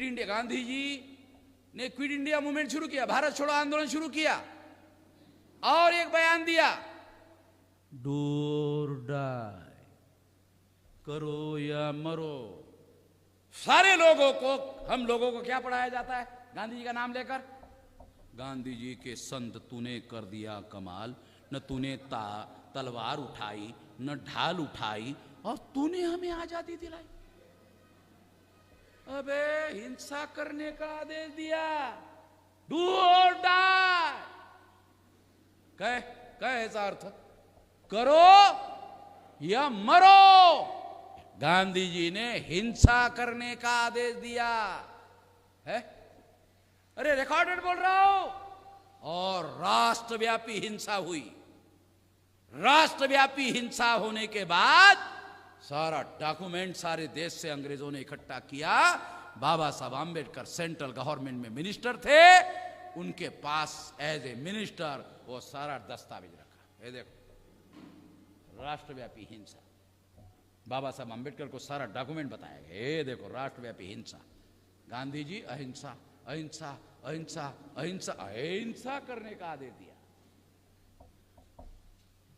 अब पढ़ाया क्या जाता है? गांधी जी अहिंसा। ये बात समझना है हम लोगों को। फैक्ट बता रहा हूं, फैक्ट। और ये डाटा उन्होंने अंग्रेजों को भेजा। चर्चिल प्रधानमंत्री था। जब डाटा भेजा गया तो चर्चिल पहली बार इतना भयानक हिंसा देखने के बाद चर्चिल ने पहली बार एडमिट किया कि हम भारत के आजादी के बारे में विचार करने के लिए तैयार है। 9 अगस्त 42 के पहले चर्चिल आजादी पर बात भी करने के लिए तैयार नहीं थे। इतनी बड़ी हिंसा हुई। और फिर उसके बाद 2 सितंबर 1946 को इंटरिम गवर्नमेंट बनाया गया। इंटरिम गवर्नमेंट में जवाहरलाल नेहरू को प्रधानमंत्री बनाया गया। उसके बाद संविधान सभा का चुनाव हुआ और गांधी जी जीवित थे। गांधी ने बयान दिया सरदार पटेल के द्वारा, रिकॉर्डेड बातें बोल रहा हूं। क्या बयान दिया गांधी जी ने? आम्बेडकर के लिए संविधान सभा के दरवाजे ही नहीं खिड़कियां भी बंद है। तो पत्रकारों ने गांधी जी को पूछा, गांधी जी दरवाजे बंद करने के बाद खिड़कियां बंद करने की क्या जरूरत है? तुम जानते नहीं हो आम्बेडकर को, वो बहुत बड़ा विद्रोही आदमी है। जब दरवाजे बंद देखेगा तो खिड़की के पास जाएगा ही जाएगा। चुप रहने वाला आदमी नहीं है। इसलिए पहले से मैं खिड़कियां भी बंद करवा रहा हूं। बाबा साहब आम्बेडकर, बैरिस्टर जोगेंद्रनाथ मंडल और बैरिस्टर फजलुल हक जो बंगाल के चीफ मिनिस्टर थे, उनकी मदद से, मुसलमान की मदद से, वहां का चीफ मिनिस्टर मुसलमान था और हमारे लोगों ने उसको मुख्यमंत्री बनाया था, फजलुल हक को। बंगाल के शेड्यूल कास्ट के लोगों ने बंगाल के मुसलमान को वहां का मुख्यमंत्री बनाया था। उसकी मदद से बाबा साहब आम्बेडकर संविधान सभा में चुनकर गए जिसके लिए गांधी जी ने सारे दरवाजे खिड़कियां बंद थी। जब बाबा साहब आंबेडकर चुन कर गए, अकेले थे। अनियंत्रित बहुमत उनके पास था। गांधी जी के पास, कांग्रेस के पास अनियंत्रित बहुमत था। और गांधी जी का और कांग्रेस का मुस्लिम लीग के साथ झगड़ा, और झगड़ा होने के बाद मामला पाकिस्तान और पार्टीशन का मामला खड़ा हो गया। जवाहरलाल नेहरू और सरदार पटेल को गांधी जी ने माउंटबेटन को मिलने के लिए भेजा, और माउंटबेटन को मिलने के लिए भेजा और कहा, समझा कर कहा, ये पार्टीशन को स्वीकार कर ले। जवाहरलाल नेहरू ने पार्टीशन को स्वीकार किया। स्वीकार करने के बाद दूसरे दिन अखबार में खबर आई कि जवाहरलाल ने भारत के विभाजन का प्रस्ताव माउंटबेटन का स्वीकार कर लिया। तो गांधी जी ने बयान दिया, मेरे शरीर के टुकड़े हो सकते हैं मगर भारत के टुकड़े नहीं होने दूंगा। राजनीति समझ आ रही? मेरे शरीर के टुकड़े हो सकते हैं मगर भारत के टुकड़े नहीं होने दूंगा। माउंटबेटन ने जवाहरलाल को दोबारा बुलाया और अखबार उधर ही थे। क्या? मैं तो यही समझ रहा था कि गांधी जी ने तुमको भेजा और प्लान बनाकर भेजा, स्वीकार करने के लिए भेजा, तो अब गांधी जी ऐसा क्यों कह रहे? भारत पार्टीशन के विरोध करेंगे, क्यों कह रहे? तो माउंटबेटन ने जवाहरलाल को कहा, क्यों कह रहे? तो जवाहरलाल ने माउंटबेटन को कहा, कांग्रेस महासमिति में गांधी जी का बहुमत है और महासमिति में जो मैंने वादा किया उसका रेजोल्यूशन पास करना होगा। जब तक कांग्रेस महासमिति में रेजोल्यूशन पास नहीं होगा, पार्टीशन नहीं होगा। तो इसलिए गांधी जी का समर्थन आपको लेना होगा। और गांधी जी का समर्थन कैसे ले? माउंटबेटन ने जवाहरलाल को पूछा। जवाहरलाल ने कहा, गांधी जी से वार्ता करो। वार्ता क्यों करो? मैं अपनी बात कहता हूं, तुम अंग्रेज हो, बनिया, गांधी जी भी बनिया, दो बनिया बैठकर आपस में ले देकर मामला रफा दफा कर दे। क्योंकि दो बनिया बैठेंगे तो ले देकर मामला रफा दफा हो जाएगा। अंग्रेज भी बनिया है, वो भी बनिया है गांधी। माउंटबेटन ने गांधी जी को चिट्ठी लिखी, वार्ता करने के लिए बुलाया। गांधी जी जाने के पहले मौलाना आजाद को बुलाया। मौलाना आजाद को पूछा, मौलाना, माउंटबेटन ने बुलाया पार्टीशन पर बात करने के लिए, अगर मैं भारत के विभाजन का विरोध करूं तो आप किसका साथ दोगे? तो मौलाना ने कहा, आपका। अगर आप भारत विभाजन का विरोध करोगे तो मैं आपका साथ दूंगा। मौलाना आजाद ने गांधी जी को कहा। मौलाना का समर्थन लेकर गांधी जी अकेले ही माउंटबेटन को वार्ता करने के लिए निकल गए। अब समर्थन दिया तो मौलाना को लेकर जाना चाहिए था। मगर गांधी जी कभी भी अंग्रेजों के साथ जब भी वार्ता करते थे अकेले में करते, क्योंकि अकेले में लेन देन करना बड़ा आसान होता है और तीसरे को पता नहीं चलता।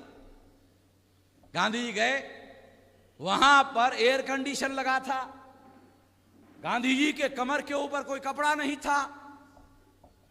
थोड़ी देर में गांधी जी को ठंडी लग गई। माउंटबेटन के बीवी ने देखा कि गांधी जी को ठंडी लग रही है, 78 ईयर ओल्ड आदमी हो गया है। तो गांधी जी की माउंटबेटन की बीवी घर में जाकर शाल लेकर आई, उसको डबल करके गांधी जी को लपेटा। लपेटने के बाद गांधी जी को गर्मी आई। आप सोचते होंगे मेश्राम जी आप तो ऐसे बयान कर रहे जैसे साइड में खड़े होकर देख रहे थे। ये बयान मैं फ्रीडम एट मिडनाइट नाम का जो किताब है उसमें लिखा हुआ है वो बता रहा हूं। बगैर सोचे समझे नहीं बोलता हूं, सबूतों के साथ बोलता हूं। ये फ्रीडम एट मिडनाइट में लिखा हुआ है वो बता रहा। और फिर गांधी जी की और माउंटबेटन की वार्ता शुरू हुई। तीसरा आदमी नहीं था। अब पता कैसे चलेगा? चले गांधी जी की और माउंटबेटन की वार्ता में क्या हुआ पता कैसे चलेगा? गांधी जी की और माउंटबेटन की वार्ता हुई। वार्ता होने के बाद गांधी जी बाहर आए। बाहर आने के बाद मौलाना आजाद ने गांधी जी को पूछा, क्या हुआ? मौलाना आजाद ने गांधी जी को पूछा, क्या हुआ? पार्टीशन का समर्थन करते हुए मैं वापस आ रहा। गांधी जी ने मौलाना आजाद को जवाब दिया। क्या जवाब दिया? पार्टीशन को समर्थन करते हुए मैं बाहर आ रहा हूं। एक बात मौलाना आजाद को बताई। मौलाना आजाद ने जो किताब लिखा, इंडिया विंस फ्रीडम, उसमें लिखा, तो जब गांधी जी ने यह बयान दिया कि मैं पार्टीशन का समर्थन करते हुए वापस आ रहा हूं, तो इस सेंटेंस को आधार बनाकर मैं गांधी जी और माउंटबेटन के बीच में क्या वार्ता हुई होगी, कल्पना करके इतिहास बताता हूं। आप लोगों को भी अजीब लगा, साला कल्पना करके इतिहास? हाँ, कल्पना करके इतिहास, क्योंकि मेरे पास आधार है कि मैंने पार्टीशन का समर्थन करते हुए वापस आ रहा हूं। आधार है, इसके आधार पर मैं बताता हूं क्या वार्ता हुई हो। तो गांधी जी ने माउंटबेटन को कहा होगा, बताइए आपने क्यों बुलाया? माउंटबेटन ने कहा होगा, वही पार्टीशन के ऊपर बात करना है। तो मैं चाहता हूं कि मुसलमानों को पाकिस्तान मिल जाए, बचा हुआ जो देश है उस पर जवाहरलाल प्रधानमंत्री बन जाए और देश का सरदार पटेल भी सत्ता में शामिल हो जाए। ये आपके दोनों दाएं बाएं चेले हैं, दो हाथ है, ये मैं चाहता हूं। माउंटबेटन ने कहा होगा। तो गांधी जी ने क्या कहा होगा? नहीं, ये तो सरदार पटेल को और जवाहरलाल को मिल रहा है, मेरे को क्या मिल रहा है? मेरे को तो कुछ मिल ही नहीं रहा है। तो माउंटबेटन ने गांधी जी को कहा होगा, गांधी जी आप तो महात्मा हैं, आप तो संत हैं, आपको क्या चाहिए? संत को, महात्मा को भारत में तो बोलते हैं निसंक होता है, उसको कुछ चाहिए नहीं होता है, आपको भी कुछ चाहिए। बताइए क्या चाहिए? नहीं, आप जानते हैं मुझे क्या चाहिए। अरे मैं कैसे आत्म साक्षात्कारी थोड़ी हूं जो आपके दिमाग में चल रहा है उसको पढ़ लूं। आप बताइए क्या चाहिए आपको? गांधी जी ने माउंटबेटन को कहा, आप लोगों ने घोषित किया कि आज़ाद भारत में शेड्यूल कास्ट के लोगों को, शेड्यूल ट्राइब के लोगों को सेपरेट इलेक्टेड दिया जाएगा। 15 मार्च 1947 को डॉक्टर अंबेडकर ने जो संविधान सभा को मेमोरेंडम दिया, वो आपको भी दिया, तो आप उनके सेपरेट इलेक्टेड की बात मानते हो? ये पब्लिक में आया है, लाउड स्पीकर, अब रेडियो पर आया है, आप इस बात को मानते हैं? तो माउंटबेटन ने कहा कि तो आप क्या चाहते हो? मैं ये चाहता हूं कि डॉक्टर अंबेडकर के लिए शेड्यूल कास्ट और शेड्यूल ट्राइब को जो सेपरेट इलेक्टेड अंग्रेजों ने आज़ाद भारत में देने का वादा किया, उसे रद्द किया जाए। यदि अंग्रेज लोग डॉक्टर अंबेडकर को, शेड्यूल कास्ट और शेड्यूल ट्राइब के लोगों को सेपरेट इलेक्टेड देने का वादा पीछे लेते हैं, तो मैं भारत के विभाजन का आप लोगों का प्रस्ताव स्वीकार करने के लिए तैयार। बंसोड़े साहब, राजनीति आ रही नहीं समझ? गांधी जी कितने बड़े महात्मा थे। भारत का विभाजन मानने के लिए मैं तैयार हूं, मेरी एक शर्त है, आजाद भारत में शेड्यूल कास्ट, शेड्यूल ट्राइब को कोई अधिकार, रियल रिप्रेजेंटेशन का अधिकार ना दिया जाए। माउंटबेटन ने सोचा ये बड़ा प्रश्न है, पहले उसको हल कर लेते हैं, उसके बाद शेड्यूल कास्ट, शेड्यूल ट्राइब का मामला कैसे हल करना है वो देख लेते हैं। तो गांधी जी की बात को ये माउंटबेटन स्वीकार करते हैं, और जब स्वीकार करते हैं तो स्वीकार करने के बाद गांधी जी बाहर आते हैं और मौलाना आज़ाद को कहते हैं पार्टीशन की बात को स्वीकार करते हुए मैं आ रहा हूं। और गांधी जी ने महासमिति की मीटिंग बुलाई। महासमिति में 177 लोग थे, उसमें 15 लोगों ने गांधी जी के प्रस्ताव का समर्थन नहीं किया और बाकी सभी लोगों ने 152 लोगों ने समर्थन किया। भारत के विभाजन का प्रस्ताव पारित हो गया। प्रस्ताव की कॉपी गांधी जी ने माउंटबेटन को दे दी। देने के बाद माउंटबेटन ने माना कि गांधी जी और मेरे बीच में जो समझौता हुआ उसे गांधी जी ने स्वीकार किया, रेजोल्यूशन पास करके। अब मेरी जिम्मेदारी है कि गांधी जी की बात को भी मुझे मान लेना चाहिए। गांधी जी की बात को मानते हुए माउंटबेटन ने ऐलान किया कि गांधी जी की बात को हमें मंजूर। तो उन्होंने शेड्यूल कास्ट शेड्यूल ट्राइब के लोगों को सेपरेट डिलोकेटेड नहीं दिया जाएगा, यह बात माउंटबेटन ने बाबा साहब आंबेडकर को कम्युनिकेट किया। जैसे ही कम्युनिकेट किया, बाबा साहब आंबेडकर लंदन गए, क्योंकि जो गवर्नर था वो तो बाबा साहब आंबेडकर की बात मानने के लिए राजी नहीं था, इसलिए वो लंदन गए। लंदन में चर्चिल था, ये नहीं चर्चिल नहीं था, चर्चिल की सरकार चली गई थी। क्लेमेंट एटली आया था और बाबा साहब आंबेडकर ने मंत्रियों को वार्ता की। कोई भी मंत्री बाबा साहब आंबेडकर की बात मानने के लिए, सुनने के लिए भी राजी नहीं था। कुछ दिन रुकने के बाद बाबा साहब आंबेडकर लंदन से बॉम्बे उतरे और बॉम्बे उतरते ही उन्होंने बयान दिया, मैं ऐसे किसी संविधान को मानने के लिए तैयार नहीं हो जो संविधान हमारे लोगों को कॉन्स्टिट्यूशनल सेफगार्ड देने के लिए तैयार नहीं है। ऑन रिकॉर्ड बात बोल रहा हूं। बहुत सारे लोगों को ये लैंग्वेज जो है ना कॉन्स्टिट्यूशनल है समझ में नहीं आती। उन्होंने बाबा साहब आंबेडकर ने कहा कि यदि जो संविधान लिखा जा रहा है वो संविधान हमारे लोगों को अगर कॉन्स्टिट्यूशनल सेफगार्ड देने के लिए तैयार नहीं है तो मैं ऐसे किसी संविधान को मानने के लिए बाध्य नहीं हूं, विरोध करूं। ये बयान देते ही जवाहरलाल नेहरू माउंटबेटन को मिलने के लिए गए और कहा कि डॉक्टर आंबेडकर का बयान आया तो इससे क्या होगा। तो माउंटबेटन ने बताया कि जितने आपस में विवाद और लड़ाई झगड़ा करने वाले नेता है उसमें आंबेडकर भी है, मौलाना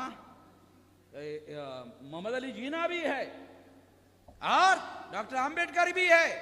तो आपको जवाहरलाल को कहा आंबेडकर के साथ समझौता करना हो तो आंबेडकर का समर्थन मिलेगा संविधान सभा को और फिर संविधान पास होगा। संविधान पास होगा तो ट्रांसफर ऑफ पावर किया जाएगा। ये ब्रिटिश पार्लियामेंट का रेजोल्यूशन है, ये अंग्रेजों की पॉलिसी है, ऐसा करना होगा। जवाहरलाल माउंटबेटन से मिलकर सीधा गांधी जी के पास, और गांधी जी को कहा कि माउंटबेटन कह रहा है इस संकट से दूर करने के लिए जो आंबेडकर ने कर्जा किया, आंबेडकर के साथ समझौता करना होगा, ऐसा माउंटबेटन का कहना है। गांधी जी इस पर आपका क्या कहना है। गांधी जी ने जवाहरलाल को कहा, जवाहरलाल तुम आंबेडकर के साथ समझौता करने की बात माउंटबेटन कह रहा है, तुम आंबेडकर को जानते नहीं हो। पूना पैक के दौरान मरते मरते बच गया मैं। समझौता आंबेडकर के साथ करना आसान मामला नहीं है, मुश्किल से जान छुड़ाकर मैं मरते मरते बच गया पूना पैक्ट में। तुम जानते नहीं हो आंबेडकर को, मैं जानता हूं। तो क्या करना होगा। गांधी जी को जवाहरलाल ने पूछा क्या करना होगा। गांधी जी ने कहा ऐसा करो, आंबेडकर को संविधान लिखने की जिम्मेदारी दे दो। जवाहरलाल ने कहा इससे तो और संकट बढ़ जाएगा, वो तो अपने हिसाब से लिखेगा, वो तो मानता थोड़ी है, वो उसके बाद ज्यादा बुद्धि है, ज्यादा संकट खड़ा हो जाएगा। गांधी जी ने कहा नहीं नहीं, ज्यादा संकट खड़ा नहीं। क्यों। बहुमत हमारे पास है, संविधान सभा का बहुमत हमारे पास है, आंबेडकर अकेले है। जो भी ड्राफ्ट आंबेडकर बनाएगा वो संविधान सभा में डिस्कस होगा, डिबेट होगा और बाद में पास होगा। तो पास कितना करना है कितना नहीं करना है ये तो हमारे पास पावर है। तो उसका सिस्टम बनाया गया था, बाबा साहब आंबेडकर ड्राफ्ट तैयार करते थे अनौपचारिक इनफॉर्मल सरदार पटेल, जवाहरलाल नेहरू और डॉक्टर राजेंद्र प्रसाद, ये तीन लोगों के पास वो ड्राफ्ट पहले ही जाता था। ये तीन लोग पास करते थे। पास करने के बाद संविधान सभा में पेश होता था। संविधान सभा में डिस्कस डिबेट होता था और डिस्कस डिबेट में कांग्रेस के बहुत सारे उस्ताद लोग बहुत सारे सवाल खड़ा करते थे। जवाहरलाल के पास कोई जवाब नहीं होता था, सरदार पटेल, डॉक्टर राजेंद्र प्रसाद के पास कोई जवाब नहीं होता था। ऐसे क्रिटिकल सवाल खड़ा कर देते थे। फिर बाबा साहब आम्बेडकर को खड़ा करते थे कि तुमने ही बनाया, जवाब दो। बाबा साहब आम्बेडकर संविधान सभा में उठकर सबका जवाब देते थे। जवाब देने के बाद सारे संतुष्ट हो जाते। रिकॉर्डेड बातें बोल रहा हूं, रिकॉर्डेड बातें, चुप हो जाते। ऐसा करते करते करते करते 2 साल 18 दिन संभव था। इतना दिन लगाकर ये संविधान पास हुआ और फिर वो संविधान 26 जनवरी 1950 को लागू हुआ। 63 आर्टिकल बाबा साहब आम्बेडकर ने हमारे लोगों के फेवर में लिखे। Schedule caste, schedule tribe, OBC और माइनॉरिटी, 4 लोगों के फेवर के लिए संविधान में बाबा साहब आम्बेडकर ने 63 आर्टिकल लिखे। आर्टिकल 395 में से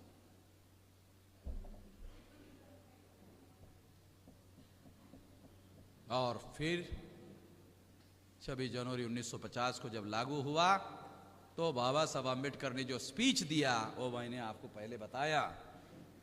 उस पर बाबा साहब आम्बेडकर जानते थे ये लोग उस पर अमल नहीं करेंगे।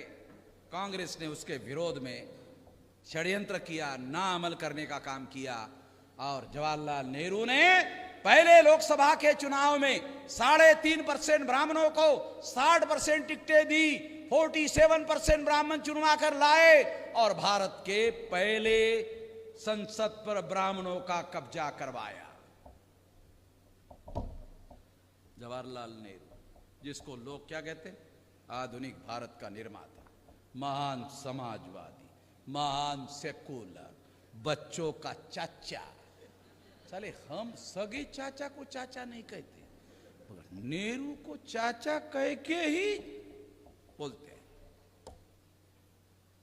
जिसको हम ऐसा कहते हैं उसने 3.5% ब्राह्मणों को 60% टिकटें दी, 47% ब्राह्मण चुनवा कर लाए और संसद पर ब्राह्मणों का कब्जा करवाया। 22.5% शेड्यूल कास्ट, शेड्यूल ट्राइब के नॉमिनेटेड लोगों की सहमति लेने की जरूरत ही नहीं थी। और फिर वहां से उन्होंने संविधान पर अमल करने के बजाय संविधान के विरोध में दुनिया भर का काम करते रहे। कांग्रेस के लोगों ने संविधान के विरोध में काम किया। मुसलमानों को 15% मुसलमान है, प्रशासन में मुसलमानों को रिप्रेजेंटेशन नहीं दिया।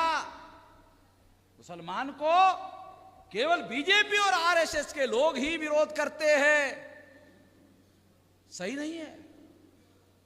नेहरू, कांग्रेस, इंदिरा गांधी ने 2-2.5% एडमिनिस्ट्रेटिव आईएएस आईपीएस अधिकारियों में मुसलमानों की संख्या को आगे बढ़ने नहीं दिया। जब पंडित अटल बिहारी वाजपेयी प्रधानमंत्री बने तो सीनियर आईएएस अधिकारियों को बुलाया। अटल बिहारी ने कहा कि हमको मुसलमानों के विरोध में कुछ करना है, आप सीनियर आईएएस अधिकारी हो, बताओ क्या कर सकते हैं। सीनियर आईएएस अधिकारियों ने अटल बिहारी को बताया कुछ नहीं कर सकते। कहा क्यों? अरे हमारी सरकार है, कुछ नहीं कर, ऐसे कैसे कर नहीं सकते, करेंगे, बताइए। कहा कांग्रेस ने करने के लिए छोड़ा तो करेंगे ना। आपको मुसलमानों के विरोध में कुछ करने के लिए कांग्रेस ने छोड़ा तो करेंगे ना। 2-2.5% से ज्यादा एडमिनिस्ट्रेटिव ऑफिसर में मुसलमानों को रिप्रेजेंटेशन नहीं दिया, 2-2.5% से 0 करोगे क्या है? और अगर 0 करोगे तो भारत को तेल नहीं चाहिए है? भारत को तेल नहीं चाहिए, और तेल तो मुसलमानों के पास है? जो मिडिल ईस्ट की कंट्रियां है वो मुसलमानों की है, और तेल उनके पास है, उनको तेल नहीं चाहिए। अटल जी आपको तेल चाहिए ना, तो 2-2.5% जैसे अचार चूसने के लिए रखा जाता है ना, वैसे 1-2% मुसलमान को रखना पड़ेगा ना, ताकि मुसलमान देशों को लगे अरे नहीं ये लोग भी मुसलमान भी उधर भी है। अटल बिहारी के पास भी है। अटल बिहारी कुछ नहीं कर पाया क्योंकि कांग्रेस ने अटल बिहारी के लिए करने के लिए कुछ रखा ही नहीं। तो फिर बीजेपी की सरकार आई तो क्या किया? हिंदू मुसलमान का प्रोपेगेंडा करने का, करना कुछ नहीं, केवल प्रोपेगेंडा करने का। अगर मुसलमान कुछ करना नहीं चाहे तो जबरदस्ती से उनके मस्जिद का मामला खड़ा कर लेने का। मुसलमान नहीं खड़ा कर रहे, यही खड़ा करते, चाहे ज्ञान व्यापी का मामला हो, चाहे मथुरा का मामला हो, मुसलमान खड़ा नहीं कर रहे, यही कर रहे। यानी मामला हिंदू मुसलमान का ही बना रहना चाहिए। तो आजाद भारत में जवाहरलाल नेहरू ने क्या किया, इंदिरा गांधी ने क्या किया, राजीव गांधी ने क्या किया? विधायिका पर ब्राह्मणों का कब्जा करवाया। कार्यपालिका में 79.2% IAS, IPS, IRS अधिकारी ब्राह्मण और तत्समों की भर्ती कर दिया। जुडिशरी में 97% ब्राह्मण एवं तत्सम उच्च जाति के लोगों को हाई कोर्ट, सुप्रीम कोर्ट में भर्ती कर दिया। मीडिया में तो 4 प्रकार का मीडिया है। इलेक्ट्रॉनिक मीडिया पूरी भर्ती, प्रिंट मीडिया पूरी भर्ती, electronic media, print media, traditional media, Murari Bapu, Asaram Bapu, Dongre Maharaj, Ojha Maharaj, any other Maharaj, बचा खुचा महाराज, कितने लोगों के नाम लेगा भाई? लंबी लिस्ट है, आपका समय बर्बाद हो जाएगा। इसलिए एक ही लाइन में खत्म कर दिया, बचा खुचा महाराज, आगे सारा का सारा आ गया, सब खत्म हो गया। है ट्रेडिशनल मीडिया। वोकल मीडिया, हमारे लोगों को क्या कहते हैं? अरे इनको तो मराठी बोलना नहीं आता है? मराठी ते पुण्यातली चायला नाकातून बोलणारी मराठी येते बहुजन नाकातून बोलणारी मराठी येते। आमच्यातले काही लोक बामणाच्या बरोबर राहून राहून नाकातून काढतात। बहुजन खूप कोशिश करतात, पण ते बहुजनच आहेत ओरिजिनल चायला मायबापाकडून शिकलेली, ते नाकातून काढतील तर किती काढतील? आता तुम्ही किती प्रयत्न केला तर किती काढणार नाकातून? आपलं ओरिजिनल बरे बहुजन येतच ना बाहेर। तो इस तरह से ये जो बात मैं आपको बता रहा हूं, सारी व्यवस्था पर जो आधुनिक भारत में लोकतंत्र स्थापित किया गया, उस लोकतंत्र के चारों पिलर, विधायिका, कार्यपालिका, न्यायपालिका, मीडिया, सारा कब्जा, सारा का सारा कब्जा। और इसके लिए कांग्रेस ब्राह्मणों की पार्टी, बीजेपी ब्राह्मणों की पार्टी, कम्युनिस्ट ब्राह्मणों की पार्टी, मार्क्सवादी कम्युनिस्ट ब्राह्मणों की पार्टी, तृणमूल कांग्रेस ब्राह्मणों की पार्टी, 3.5% ब्राह्मणों की, 5-5 नेशनल लेवल की पार्टी, साली एक नहीं हो सकती, 5-5 है। 6% वोट जिस राजनीतिक दल को पड़ेंगे 4 राज्यों में, वो पार्टी नेशनल मानी जाएगी। अरे एक राज्य में नहीं हो सकता, 4-4 राज्यों में ब्राह्मणों के पार्टी का रिकॉग्नाइजेशन, नेशनल लेवल की 5-5 नेशनल लेवल की पार्टियां, यानी केवल विधायिका, कार्यपालिका, न्यायपालिका, मीडिया पर ही नहीं, सारा। अगर कांग्रेस को हराना है तो चुनाव आते ही क्या होता है मालूम है? कांग्रेस कहती है हमको वोट नहीं देना चाहते हो मुसलमान, हमको नहीं देना चाहते हो, बीजेपी आ जाएगी, बीजेपी आ जाएगी। अगर मुसलमानों को देखो कांग्रेस वाले कैसे डराते हैं, यहां कुछ मुस्लिम लोग हैं उनको समझाने का, हमको नहीं देना चाहते हो, बीजेपी आ जाएगी। मुसलमानों कहते हैं बीजेपी आ जाएगी, तो बीजेपी नहीं आनी चाहिए। इसलिए मुसलमानों की इच्छा ना होते हुए पंजा पंजा पंजा पंजा पंजा पंजा सारे देश भर में मुसलमान जो है थप्पा मारकर हम 5 साल लड़ते रहते हैं, मुसलमानों का प्रोटेक्शन करने के लिए लड़ाई लड़ते रहते हैं। चुनाव का 6 महीने है ना, मुसलमान हमारे साथ नहीं रहता, उधर रहे 4.5 साल तक रहे ना वामन बेशम के साथ। क्यों? वो लड़ाई लड़ रहे। जब चुनाव का 6 महीने आता है बोलता नहीं बीजेपी है। अबे 4.5 साल तक बीजेपी से तेरे को बचाया, मैं बचाने वाला हूं। कांग्रेस वाले अगर आ भी गए तो फसाद होगा ही होगा, और तुमको बचाने वाले नहीं है। फसाद वो खुद ही करवाएंगे, खुद ही मुसलमानों को मरवाएंगे, और आपको बचाने वाले नहीं है। ये सारा डॉक्यूमेंट्री है।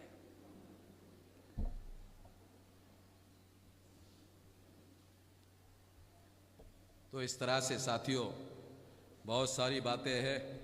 मुझे इधर से चिट्ठी आई, 10 बज गया, तो मेरा क्लास जो है वो कम से कम 1.5 घंटे का होता है, प्रोफेसर का 45 मिनट का होता है।